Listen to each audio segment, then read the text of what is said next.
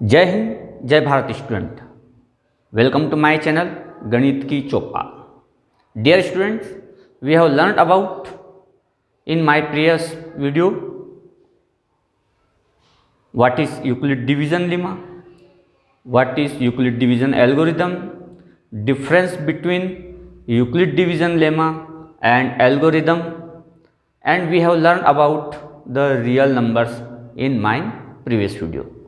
Today we are going to start our first exercise 1.1 of class 10th. Students, इस exercise को start करने से पहले फिर से हम समझते हैं what is Euclid division lemma. तो what is the statement of this lemma?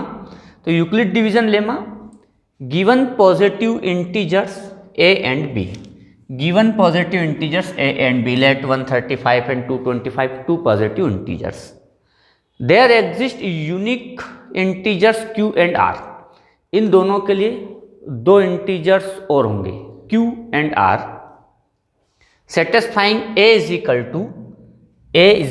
To b q plus r। q and r दो इंटीजर्स और अवेलेबल होंगे जो इस रिलेशंस को सेटिस्फाई करते हैं, where r is greater and equal to 0 and less than b।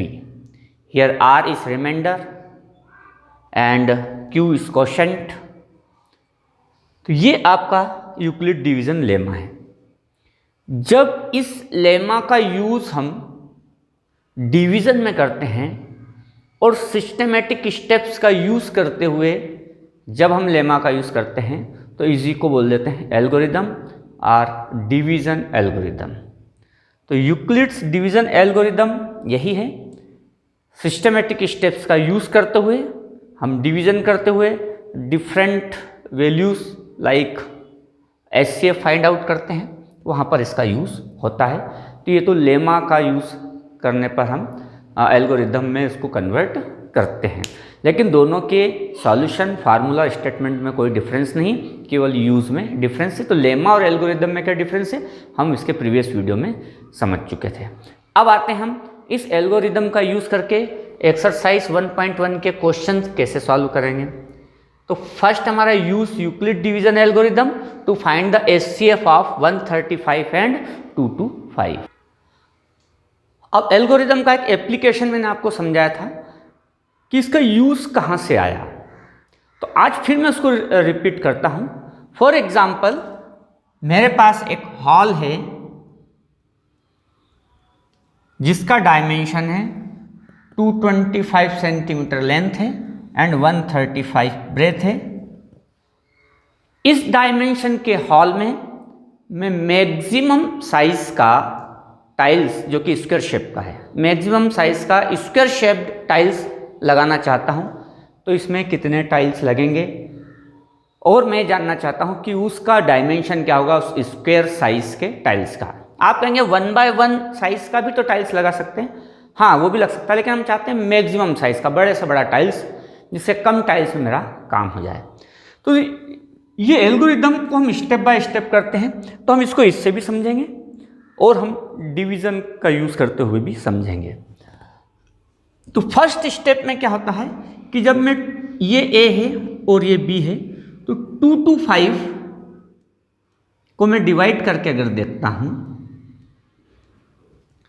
तो ये 1 टाइम से डिवाइड होगा 135, then we get 0, 12 minus 3 9 and 190, sorry 90 only, 1 carry forward क्या था 90। It means we can write 2 to 5 as 135 into 1 time plus 90 reminder. अब यहाँ पर मैं चेक करता हूँ 135 का, अगर मैं टाइल्स पहले देखता हूँ 135/135, तो फ्रेंड्स ये 135 ये 135 का एक टाइल्स हो गया। लेकिन अगर मैं 135/135 का अगर मैं यहाँ पर टाइल्स लेता हूँ तो यहाँ पर फिर रिमेनिंग एरिया 90 बनेगा, यही टाइल्स यहाँ नहीं लगेगा। इसका मतलब ये हो गया कि इस साइज का टाइल्स तो नहीं लग सकता पूरे में। अब मेरे पास जो रिमेनिंग पोर्शन है हम उस पर बात करेंगे। अब ये 135 है और इतना 90 है। अब फ्रेंड्स, अब इस रिमेनिंग पार्ट में अगर मैं टाइल्स बड़ा से बड़ा स्क्वायर साइज का लगा सकता हूं तो सबसे बड़ा 90 बाय 90 का लगेगा। तो ये 90 बाय 90 का मैंने टाइल्स लगाया। तो ऐसा करने से हमारे पास रिमाइंडर बचेगा। तो फ्रेंड्स, हमारे पास जो रिमाइंडर है वो 90 है और 135 की साइज़ है।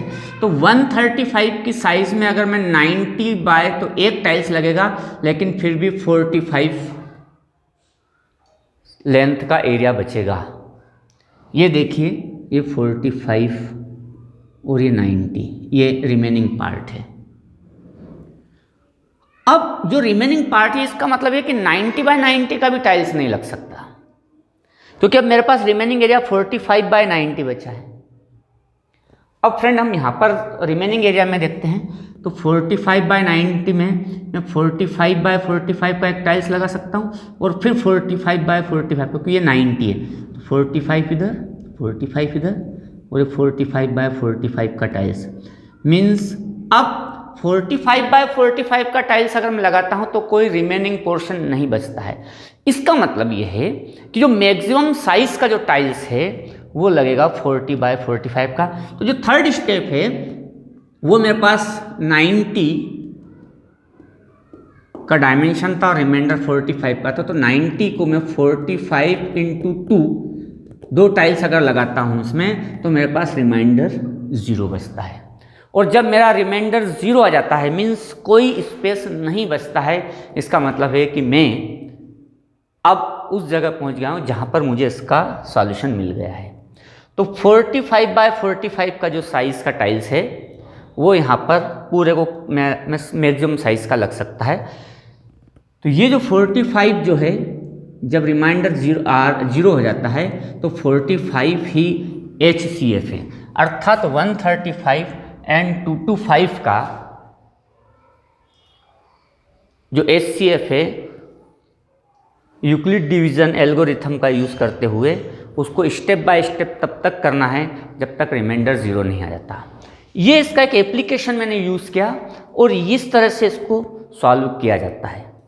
इस क्वेश्चन को फिर से हम सिस्टमेटिकली सॉल्व करते हैं यूक्लिड डिवीज़न एल्गोरिथम को। तो ये एप्लीकेशन जिसमें हमने एक हॉल लिया या एक ग्राउंड लिया जिसकी साइज 225 और 135, ये फर्स्ट क्वेश्चन है आपकी एक्सरसाइज का 1.1 का। अब उसमें मैं टाइल्स लगाना चाहता हूँ, फिर से आप समझ लें इसको तो आपको और अच्छे से समझ में आएगा। ये मेरा एक हॉल है 225 बाय 135 डायमेंशन का, और मैं जानना चाहता हूं कि इसमें बड़े से बड़े साइज का स्क्वायर साइज का टाइल्स लगाना चाहता हूं, तो वो कौन सा होगा। लेकिन मैं डायरेक्टली नहीं पहुंच पा रहा हूं। अब 225 और 135, तो 135 छोटी साइज है, तो ये यूज तो कि अगर मैं 225 बाय 225 का साइज लूंगा तो बाहर जाएगा, इसलिए मैंने 135 माना। तो 135 का एक टाइल्स लगा, 135 बाय 135 का एक टाइल्स लगा, लेकिन यहाँ पर नहीं लग पाएगा क्योंकि रिमेनिंग पोर्शन 90 बचता है। अब रिमेनिंग पोर्शन 90 बचता है और ये 90 और 135 ये रिमाइंडर है फर्स्ट स्टेप का। 225 में 135 से डिवाइड करने पर 1 टाइम और रिमाइंडर बचा 90। अब इसमें 135 बाय 135 का टाइल्स नहीं लग सकता, इसलिए मेरा ये जो इंटेंशन था वो नहीं आएगा। अब यहाँ पर 90 बाय 135, तो 90 बाय 90 का मैं यहाँ पर प्लान करता हूँ कि क्या ये टाइल्स लग सकता है। तो 90 बाय 90 में अगर मैं जानता हूँ तो फिर ये 90, ये 90, ये 90, तो यहाँ तो 90 बाय 90 का टाइल्स लग जाएगा, फिर यहाँ नहीं लगेगा क्योंकि 45 का लेंथ का एक एरिया बच जाता है। तो मेरे पास सेकंड स्टेप में जब मैं ये सोचता हूँ कि 135 में हम 90 को अप्लाई करते हैं तो 45 रिमाइंडर बचता है। इसका मतलब है 90/90 का टाइल्स भी हम नहीं लगा सकते। तो फिर जो रिमाइंडर एरिया है हमारा, उसमें हम देखते हैं ये 90 की डायमेंशन है 45 की, तो 45/45, तो ये फिर 45 बचता है, ये 45 है, ये 45 है, ये 45 है। अब रिमाइंडर नहीं बचता है। 90 में अगर हम 45 को 2 टाइम्स लगते हैं तो अब 40/45 का टाइल्स लगाने पर हमारे पास कोई स्पेस नहीं बच रहा है। इसका मतलब यही वो मैक्सिमम साइज है जिसको मैं यहाँ पर अप्लाई कर सकता हूँ और कोई रिमाइंडर भी नहीं बच रहा है। इसका मतलब है मेरा जो HCF है वो 45 है। तो इस तरह से मैंने आपको इस क्वेश्चन को एक्सप्लेन करने की कोशिश की। ये एप्लीकेशन है और इस तरह से इसको सिस्टमेटिक फॉर्म में आप सॉल्व करके HCF फाइंड आउट कर सकते हैं। अब एल्गोरिदम को इसी तरह से अप्लाई किया जाता है कि आपको 2 नंबर दिए जाएंगे। HCF फाइंड आउट करने के लिए यूक्लिड डिवीजन एल्गोरिदम का यूज़ कीजिए। तो पहले आप उसको लेमा देखें कि अगर 2 नंबर A और B हैं तो इनके लिए 2 positive integer Q and R जरूर होंगे, जिसे आप A = BQ + R में लिख सकते हैं, where R is greater and equal to greater equal to 0 and less than B से कम होगा। अब यहाँ रिमाइंडर 0 नहीं हुआ है तो हम पुनः इन दोनों का इसको कि जो हाईएस्ट लेंथ है वो तो डिवाइड हो गई है, इसलिए वो नहीं आएगी। अब फिर 135 एंड 90 को हमने यूज़ किया, इसको फिर A एंड B माना, तो आपको Q एंड R मिलेगा। Q एंड R, लेकिन यहाँ पर R 0 नहीं हुआ है, फिर हम इन दोनों का यूज़ करेंगे। 90 एंड 45, यहाँ पर R 0 हो गया है। अब R जब 0 आ जाता है इसका मतलब अब रिमाइंडर नहीं है। अब रिमाइंडर नहीं रहेगा तभी तो HCF फाइंड आउट होगा, ठीक है। तो 45 जो यहाँ पर है B, वही आपका HCF होगा। तो एक बहुत सिंपल प्रोसेस है। अब इस क्वेश्चन को हम थोड़ा सा सिस्टमेटिक सॉल्व करते हैं। फ्रेंड्स, क्वेश्चन नंबर फर्स्ट आपका exercise 1.1, use Euclid division algorithm to find the HCF of 135 and 225। Here 225 is greater than 135। Step first, we apply to division lemma to 135 and 225 to gate.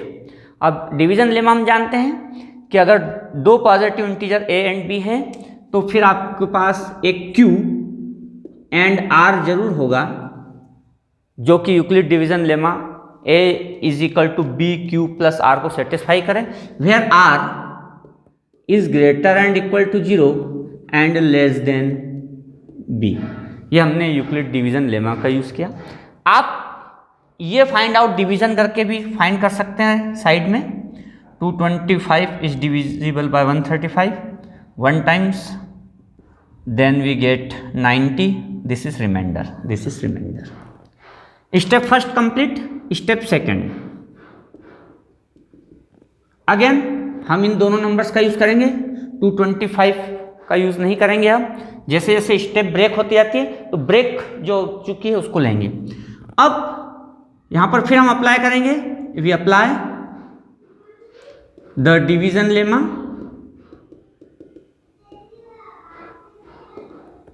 To 135 and 90 to get. तो 135 and 90, तो again 2 positive integers हैं, इनके लिए 2 positive integers Q and R जरूर होंगे, जो A = BQ + R को satisfy करें। आप साइड में रफ में 135 एंड 90 को डिवाइड करके देख सकते हैं। 135 को 90 से डिवाइड किया 1 time, then we get reminder 45, जो कि 0 से बड़ा है और B से छोटा है। अभी भी रिमाइंडर 0 नहीं आया। जब तक रिमाइंडर 0 नहीं आए तब तक आपको ये लिखना है। स्टेप थर्ड में आप फिर से यूज़ करेंगे। Step third, R is not equal to 0। अब R अगर 0 नहीं, यहाँ पे भी आप लिख सकते हैं, since R is not equal to 0, तो R = 0 नहीं है, इसलिए आप स्टेप्स को आगे बढ़ाते जाएं। फिर हमें दो नंबर्स मिले 90 एंड 45, इसमें फिर हम यहाँ लिखेंगे we apply division lemma to get 90 and 45। 90 is equal to 45 into 2 plus 0। अब यहाँ पर रिमाइंडर 0 आ चुका है, तो हम यहाँ लिखेंगे here r is equal to 0, therefore b means 45 is HCF। इस तरह से आपको स्टेप्स बनाते जाना है, और स्टेप्स तब तक बनेगी फ्रेंड्स जब तक कि रिमाइंडर 0 नहीं आ जाता। नेक्स्ट क्वेश्चन हम यूज करते हैं सेकंड क्वेश्चन, एक्सरसाइज 1.1 का थर्ड क्वेश्चन, सॉरी। 867 एंड 255 का एसए फाइंड करना है by using Euclid division algorithm. तो फ्रेंड्स 867 एंड 255 तो हमने पहले लिख लिया, we apply the division lemma to 867 and 255 to get 867 and 255। अब इसके लिए हमें Q and R find out करना है, तो Q एंड R आप डिवीजन करके फाइंड आउट कर लें रफ में। तो हमें क्वेश्चन आया 3Q प्लस R आया 102 एंड R 0 से बड़ा है और B से छोटा है। सेकेंड स्टेप हम बनाएंगे, ये आपकी स्टेप फर्स्ट थी, ये step second. Here R is not equal to 0। यहां पर R 0 नहीं आया है, और जब तक R 0 नहीं आता है हमें स्टेप्स इसी तरह से परफॉर्म करना है। Here R is not equal to 0, again we apply the division lemma 2। अब जो हाईएस्ट नंबर है ये यूज नहीं होगा क्योंकि तो डिवाइड हो चुका है, हमें B एंड R का यूज करना है। B एंड R, Q का यूज नहीं करना है। बी क्यू प्लस आर में B and R 255 and 102 to get 255 is equal to 102। अब इसके लिए Q क्या होगा और R क्या होगा आप डिवाइड करके फाइंड आउट कर सकते हैं। 255 को डिवाइड किया 102 से रफ में, तो 2 times, then we get 51। 2 plus R 51 reminder. अब यहां पर जो R है, R is greater and equal to 0 and less than B 102। अगेन reminder is not equal to 0। Next step, step third. Here R is not equal to 0, therefore we apply the division lemma 2। Highest number use नहीं करेंगे हम। Again B and R 102 and 51 to get friends 102 and 51 2 जा 102 then reminder 0। अगर आप 102 को 51 से divide करते हैं तो 2 टाइम्स डिवाइड हो जाएगा और रिमाइंडर 0। तो यहाँ पर रिमाइंडर 0 है। Here R is equal to 0। जब रिमाइंडर 0 आ जाता है तो आपका जो B है 51 it is HCF। Here R is equal to 0, therefore 51 is HCF of 867 and 255। 867 and 255। अगर यहां पर भी रिमाइंडर 0 नहीं आता तो हम अगली स्टेप्स में जाते हैं। तो इस प्रकार से एक्सरसाइज 1.1 में यूक्लिड डिवीजन लेमा का यूज करके हम HCF फाइंड आउट करते हैं, और इसमें सिस्टमेटिक स्टेप्स का यूज़ करके हम लेमा का यूज़ करते हैं सिस्टमेटिक स्टेप्स में वेल डिफाइंड तरीके से। इसलिए इस लेमा को यहाँ पर फिर एल्गोरिदम कहा जाता है कि एल्गोरिदम की डेफिनेशन ही यही है। तो इसके सेकंड क्वेश्चंस को मैंने छोड़ा है, उसे आप कीजिए। फिर मिलेंगे फ्रेंड्स नए सॉल्यूशन के साथ, न्यू प्रॉब्लम्स के साथ। तब तक के लिए जय हिंद, जय भारत।